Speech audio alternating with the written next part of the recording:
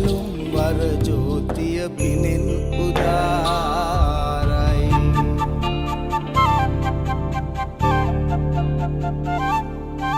නිදා නොනිද යලි පිබිදි අහස බලන්න